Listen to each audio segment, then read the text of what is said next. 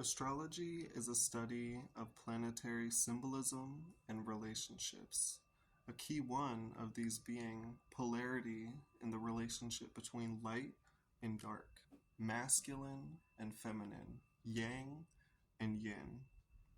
We see this apparent in the luminaries, the sun and the moon, in the sky being the brightest and biggest objects that we see, apparently from our point of view, right?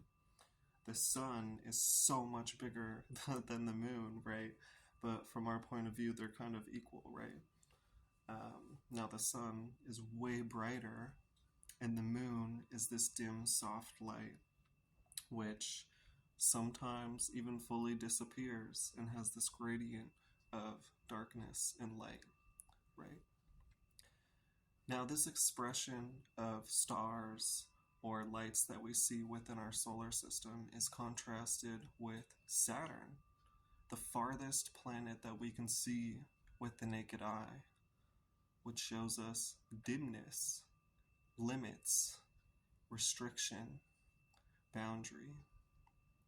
Now, this is an interesting trio that this creates foundationally because we see darkness in the moon, in the internal world of the unconscious and the needs, and darkness in the external world, that which is beyond the wall, beyond that which we have discovered or set our eyes on, right? And then we have the sun, the light, the interface, the awareness, which integrates and sort of contextualizes what we're feeling or subject to internally and externally, and also derives its own plans and sense of self and missions and all that. So that is a great starting point that we even see reflected in the signs of the zodiac. So we have Cancer, ruled by the moon, Leo, ruled by the sun, traditionally Capricorn, ruled by Saturn, and Aquarius, ruled by Saturn, creating this axis of opposition at the lightest and darkest parts of the year. And this could flip depending on season, but it's still at the lightest and darkest parts of the year. So we see this polarity of light and dark expressed between these planets. And I find this interesting because it leaves 4 planets left: Jupiter, Mars, Venus, and Mercury. And I wanted to bring up too, just in that order, because we see the Chaldean order can kind of also relate and be seen to the tree of life, in that Saturn would be up here and you'd kind of follow a lightning path to Jupiter, Mars, Sun, Venus, Mercury, Moon. And so these planets left form an interesting elemental pair that relates to the zodiac order. So where to begin? When we're looking for a sense of what these planets represent, now that we got sort of the fundamentals with the light and dark of the 3, Saturn, Sun, and Moon, what I would look to is a further understanding of the element of the signs that these planets rule. So going a little bit back to even the sun and the moon. The sun is ruled by Leo, which is a fire sign. The moon by Cancer, which is a water sign.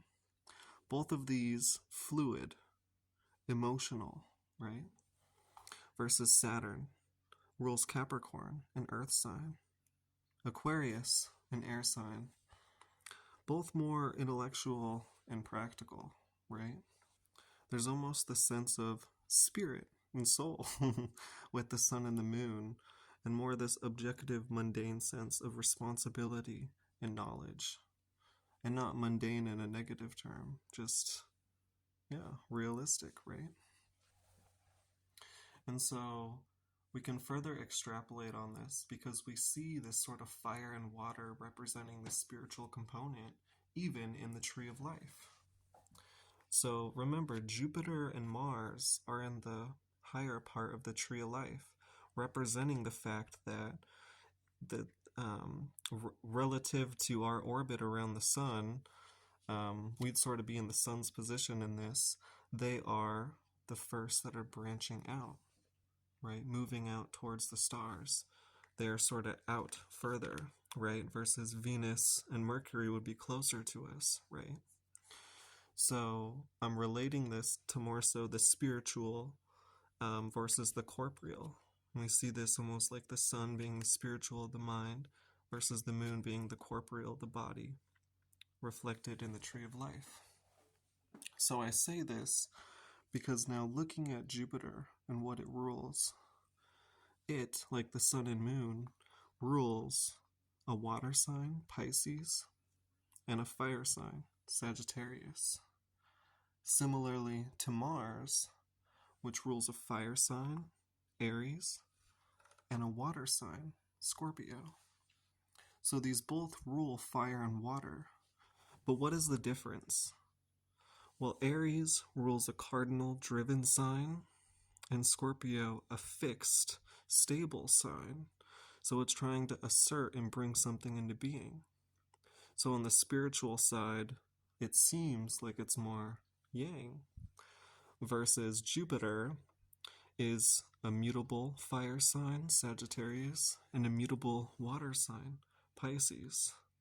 It's not necessarily trying to enact something upon, although that's questionable with Sagittarius' flame being a bit assertive. But it has more of a flexibility regardless. Which this is where, on the spiritual side, we see sort of the fiery, or we can sort of see a fiery assertion with Mars and a more watery receptivity with Jupiter, where they are both sort of these spiritual elements, just like the sun and moon in Leo and Cancer, rather than a more corporeal collective element like Saturn in Capricorn and Aquarius, right? But of these, which would we say is more watery and which would we say is more fiery? Well, I would say that because Mars is cardinal and fixed, it is more fiery and assertive, versus Sagittarius being double mutable is more relatable. Therefore feminine and watery. Now moving this further, we can also take it to look at Venus and Mercury, which again would be closer to the sun and more towards the corporeal or the real, seemingly.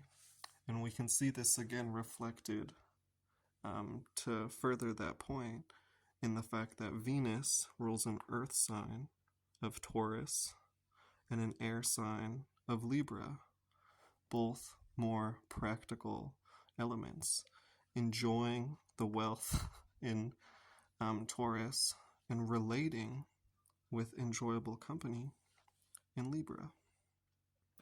Similarly with Mercury ruling Gemini, where it's expressing its witty thoughts in an air sign, and in Virgo, where it is understanding and integrating in an earth sign.